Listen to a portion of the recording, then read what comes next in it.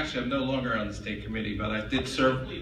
I'm a district leader in Manhattan, and I served on this body for 7 years.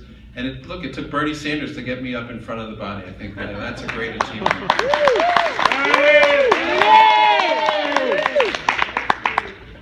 As I said, I've been a district leader or state committee member for most of the last 20 years.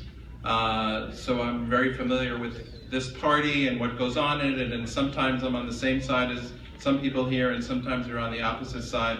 We're all still Democrats, and I'm certainly committed to the Democratic Party. I'm counsel to the Sanders campaign here in New York, and I've been working on that effort since December to make sure we got people on the ballot, make sure that the ballot was set up properly.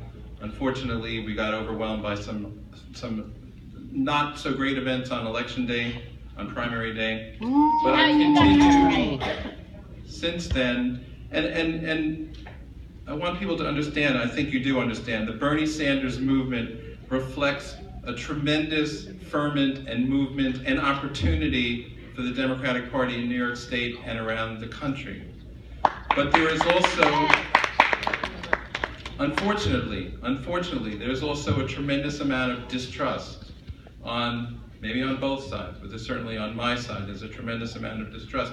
And I can tell you, and I think Basil can attest to this, anyone that looks on Facebook, I've preached with the blessing of the Sanders campaign that we should work together with the New York State Democratic Party leadership to try to make our delegation one where everything works, where everybody respects everybody else, and where the process comes out to reflect at least what the vote was, what the declared vote was on April 19th. And so, and the Sanders campaign is committed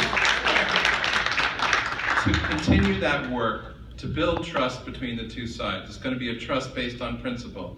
And in this particular effort, I work closely with Basil Smikle, with Council Reich, with Tom Gary from the Clinton campaign, and other people who met a number of times and exchanged countless numbers of phone calls, exchanged dismaying emails with the DNC who weren't happy with things, to try to come out with a delegation on the at-large part. That's the part that it wasn't elected on primary day.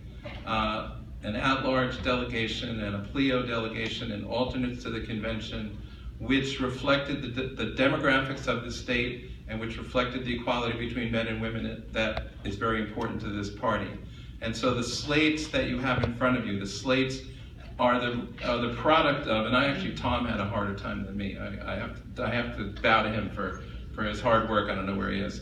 But putting together a slate that was balanced with old, young, Black, Hispanic, Asian, disabled, LGBT, activists, young activists, older activists, to try to come to the convention with a delegation that reflected our state, politically and reflected our state demographically. And so the slate that both of us have on your sheets, there's a slate box, reflects that. It disappointed some people, it didn't disappoint other people, but the one thing, you told me I was on the ballot. The one thing that I can say is that in the process, despite all the rumors that Bernie's going to lose delegates and they're going to take away delegates from us, nothing of the sort happened. The people that are on the slate are the people that the campaign wants on the slate, that believe best represent the demographics and the politics of our wing of the Democratic Party. And I applaud the leadership of the State Democratic Party for working so closely together with us to come up with this result. Thank you very much.